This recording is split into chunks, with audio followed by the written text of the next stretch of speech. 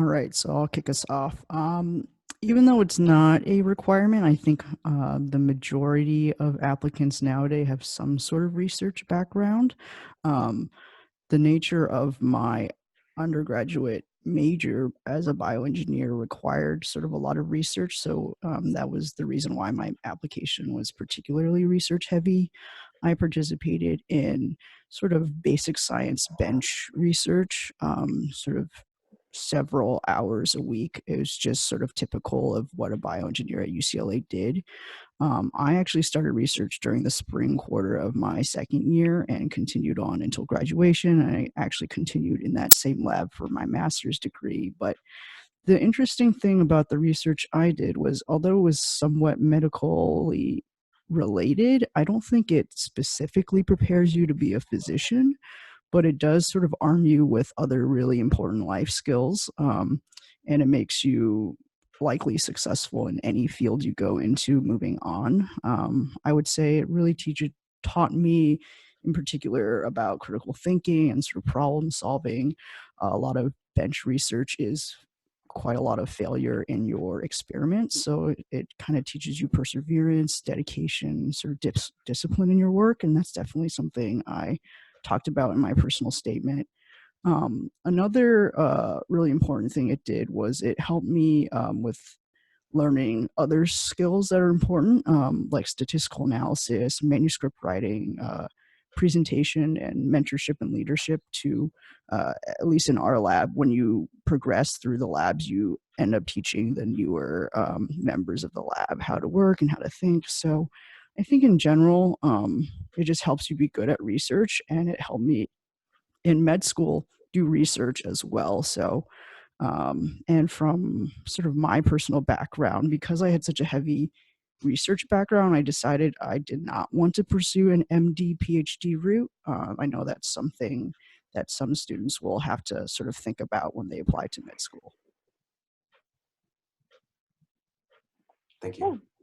Well, I think what Allison said is with any research, you're going to learn all of those things that she mentioned, like critical thinking, manuscript writing, statistical analysis, and those are all things that I've used during medical school as well, because unfortunately, medical school is not really the last thing you have to get into. You have to get into residency too, and a lot of people end up doing research in medical school too. So doing research as an undergraduate helps you have those skills to get into research as a medical student as well.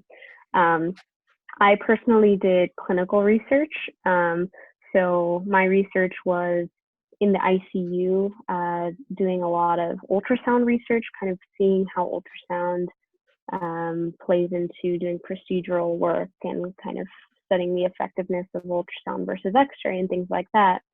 And, in addition to all the things already mentioned, I was in the ICU, so it kind of also was a big shadowing experience for me. And it kind of showed, I think, the schools that I was applying to that I had shadowed, which they find very important, because then it shows that you're exposed to the clinical setting and you kind of know something about it. So that was great. I definitely picked up some knowledge while working in the hospital, and things like that. So I guess, yeah. I'm going to try to not repeat all of the excellent points that have already been made. My recommendation would be don't write off research if you don't like your first experience with it. Everyone kind of can have, gravitate towards different experience, things that they get out of it, depending on many things, like what the subject of the research is, what type of research it is, and also how good your mentor is. So, for example, I started off in undergrad pursuing some translational research opportunities. It was kind of neuroscience-y, like auditory neuroscience, essentially. It ended up part of it might have been just from my own lack of experience, not allowing me to understand how to take initiative in this setting, but I did not actually get a very valuable experience from this, because it was basically me doing some grunt work with brain slices and constructing micro electrodes for the mice brains. And while I got paid, that was good. And I got a letter out of it, and that was good. But so I kind of wrote off this experience as, okay, so I did my dues, I did research, and I don't like it. Nothing against the research that they were doing in the lab. It was good work. It just wasn't necessarily what was fulfilling to me. Then after college, I did 2 years, as I mentioned already, as a clinical research coordinator. So similar to Angela, except I was working with the surgery department, not in the ICU. And this job entailed things like managing clinical trials, as well as retrospective databases. And I realized I fell in love with clinical research specifically, especially the idea of like prospective trials and how to design trials, how to write IRBs, which is basically the overseeing board of making sure that research is ethical and approves it as so. So I discovered that I had a real knack for these things, like kind of figuring out ethical designs of trials, as well as speaking with patients about these trials and these research studies in a way that they could understand. And these were experiences that I found extremely useful in preparing me for medical school. So that was kind of the journey that I took to realize that, not all research is the same. So it's easy to kind of say, oh, I don't like this or that, but in the end, there's a lot of diversity in types of research and experiences. So I recommend with everyone else that you at least get one research credit to your name when applying it. At least how it was when I applied, it was pretty much standard that everyone does research, even if it's not exactly a requirement. Yeah, everyone just had some excellent points there. I'm trying to figure out what else really to add. I'll say, first of all, like, no one expects you to have a first author paper in Nature or in Cell. And just don't even worry about, like, don't listen to Student Doctor Network or whatever. But like, I was third author on a paper that was published 6 years prior to my applying, and it was in like some third-rate journal. Probably shouldn't have even included on my application. But the point is, like, I didn't like research until I started doing real work post-graduate school. Like, first, I started in the organic chemistry lab with the person who wrote my letter of rec.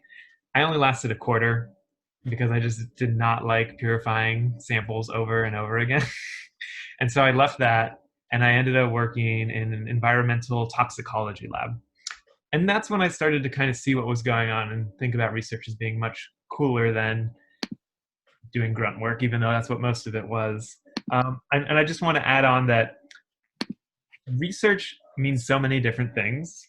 And at least at UCSF, it doesn't have to be biomedical. If you're not passionate about injecting genes into nematodes or whatever, like, go do something that's community organizing based, and go collect data and do statistical analysis. That's a really useful skill that will take you very far, because a lot of people don't want to learn like epidemiology and stats, and believe it or not, very cool stuff. And people respect that, I feel like, in medicine.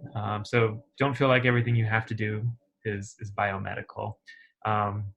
And then again, grad school, I did more biophysics. I didn't like grad school, so I left and I went and did global health vaccine research, and that was really fun. So that's where my research kind of really lit up, and I saw what the value of it was. But getting yourself exposed to it, it's going to take time. Not everybody's going to jump in and like it right away, like was already said. Ask for help. No one expects you to be perfect, especially as an undergrad. Ask for help, and maybe eventually you'll like it. And to that note too, it can be really hard to get into a research lab because everyone at your school going into medicine or bio or physics or whatever is going to try to get into it. So you may have to start somewhere, and that somewhere might be a less glamorous role, but it's worth it to get to the next level, because while Eli and everyone's mentioned it's not required, most people have it, and ideally I think you would have it on your application. And again, not necessarily a publication, but just to be able to have the research experience at the very least is probably an unwritten necessity without being a necessity. Mm-hmm. Yeah, that's really good advice. Cool. Well, that was fantastic.